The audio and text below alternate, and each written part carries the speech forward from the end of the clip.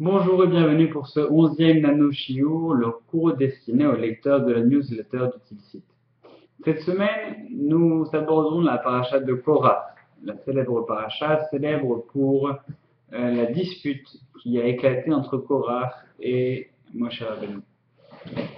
Pour reprendre la phrase de Pirkei Avot, une dispute Machloket chez les Shem Shamaim, Sofa des Peyam.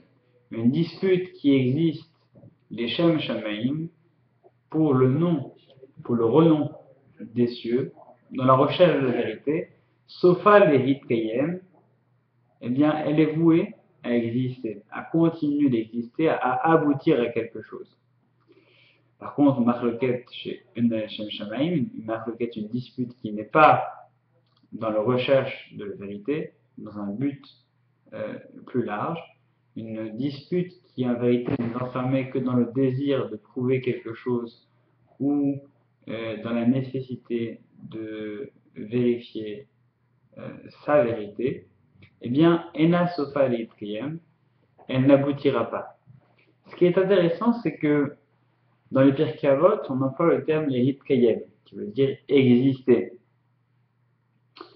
La forme du verbe Leitkayem, c'est du Hitpael, qui généralement est une forme grammaticale soit pronominale, soit réciproque. D'une certaine façon, les Hitkayem exister ne peut véritablement s'accomplir, on ne peut exister que s'il existe une réciprocité de l'existence. On ne peut exister tout seul, il faut exister à travers l'autre. Donc les Hitkayem, c'est savoir exister à travers l'autre. Et c'est la même chose en fait pour cette marloquette. Si une personne laisse la possibilité à l'autre de s'exprimer, alors il y a véritablement une place pour les hitkayem, pour exister.